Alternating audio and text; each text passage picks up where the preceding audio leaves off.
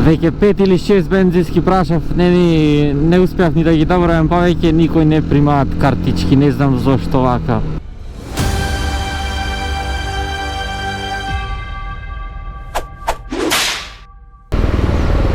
И здраво на сите и добре дојдовте во уште едно видео во кое што патуваме со ташето. Сега дојде време да слезиме во Драч. Пред мене е Црногорецот, со кој ги делевме последните 2 дена.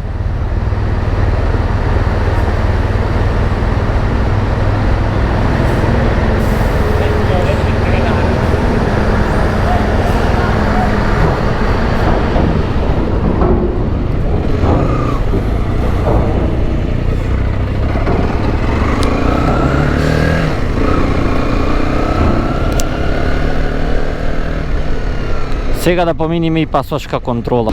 И релативно брзо поминавме пасошка контрола. Сега сум во Драч, градот од кој отпловив кон Италија и пата од Италија отидов за Тунис.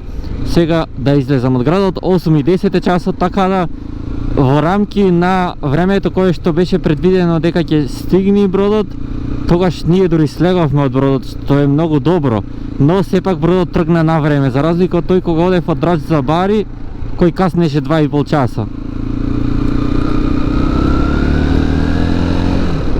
Сега одам за Битола. Од Драч Елбасан не одам кон Тирана, значи Драч, Елбасан, Струга, Охрид и Битола. Нема многу батерија, така да може и нешто кусо видео да биде, бидејќи нема многу мемориска, не батерија.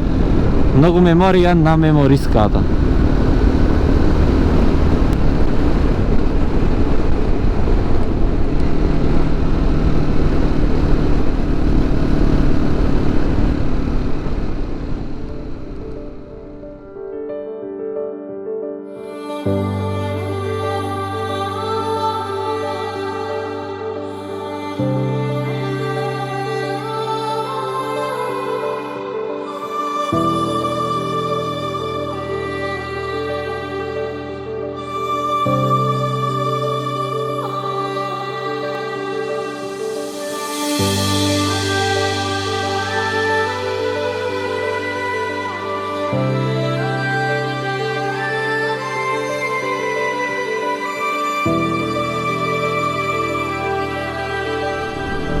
Поминувам низ Елбасан моментално, на 3 бензински застанав, на 3 бензински не примаат картички. Јас бензин имам, КНАП имам, ќе ми стигне до граница, туку имам 70 км. Мислам дека, не мислам, туку ќе ми стигне до граница, но КНАП ептен, само не ми се ризиква. Но изгледа ќе стерам вака до Македонија, па Македонија ќе турам во Струга. Веќе 5 или 6 бензински прашав, не успеав ни да ги добравам повеќе, никој не примаат картички, не знам зошто вака. Јас повеќе гориво трошам со тоа што застанувам и тргнувам да прашав за со картичка дали се плаќа, така да сега одлучив да одам правец кон границата. Па што ќе биде, нека биде.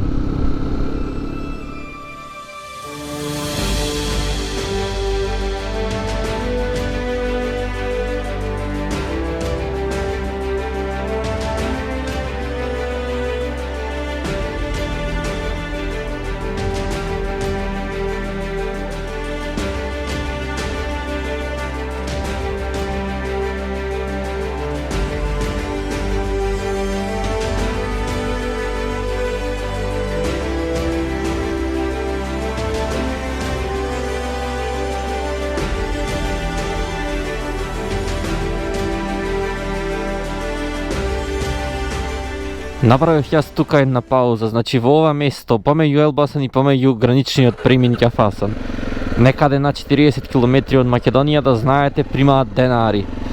Тука е 100 денари платив, знаат и македонски доволно добро, а сега одам јас ке турам бензин, морам едноставно, имам евра ситно 20 и рачунав 20 евра ќе ми дојде доволно да турам. Бидејќи јас мислев помалце ќе треба да турам и ќе ми вратат во леки, но таман ќе дојдат изгледа 20 евра, веќе ми свети црвено и ме нервира, не можам црвено кај што ми свети да го гледам. Од тука до граничниот премин имам 40 на километри.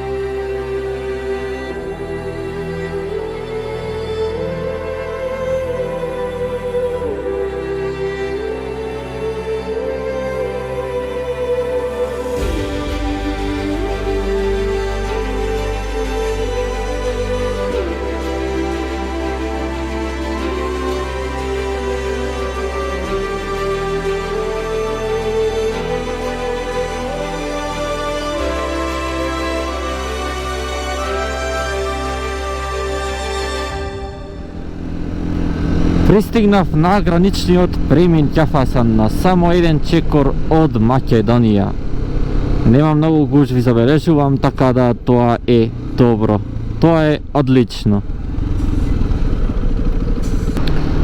Па поминав за 20 минути. Може би сега добре дојдов официјално во оваа света земја, оваа Македонија, која што во Тунис сватив дека ни е прекрасна и дека нема за што да се жалиме, бидејќи има многу полошо. Сега се упатувам кон Струга и Охрид.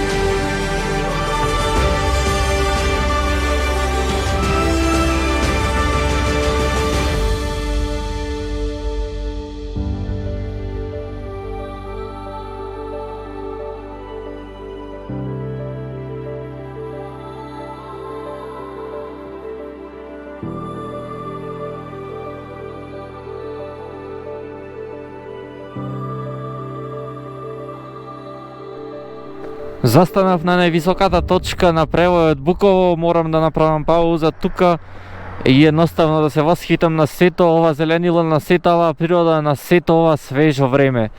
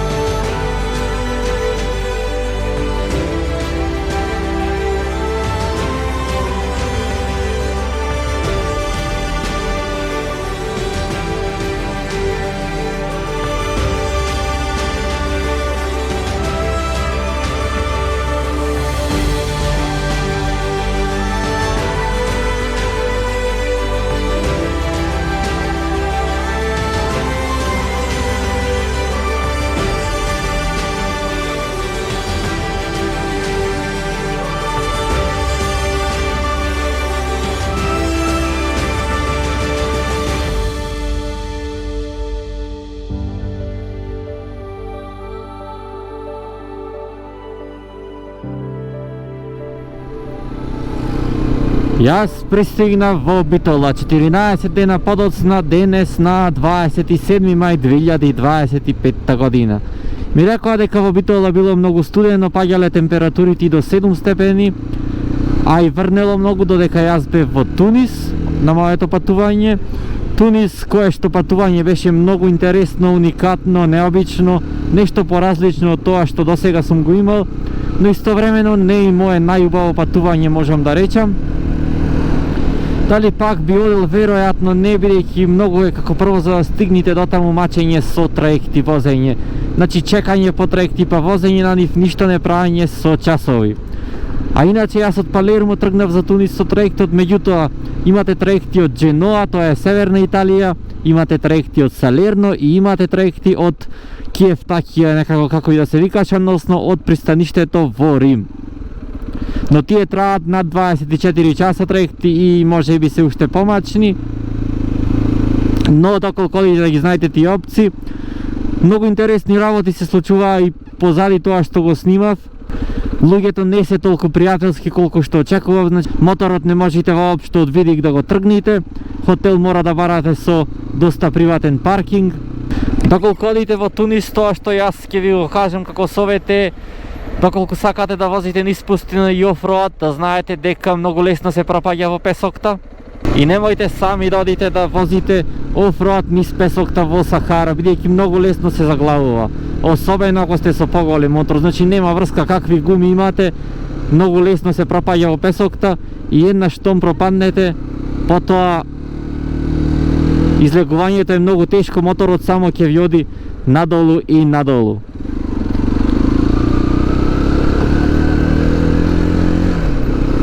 Носете си премногу вода доколку одите во пустината, бидејќи еве јас кога бев 40 степени беше, јас бев значи во мај месец, може би најидеално да одите во април или март месец, иако ноќите тогаш можат да бидат доста ладни, бидејќи и сега во мај месец ноќите беа ладни, спиев со 2 кабина покриен таму во Сахара, но сепак деновите ќе ви бидат пријатни доколку заглавите нема толку лесно да се изморите од жештината.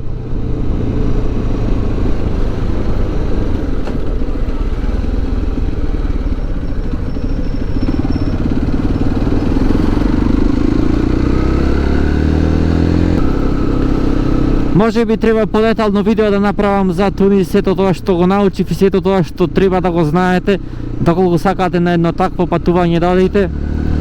И подетално да кажам се во тоа видео, како што беа видеата со трошоците, например.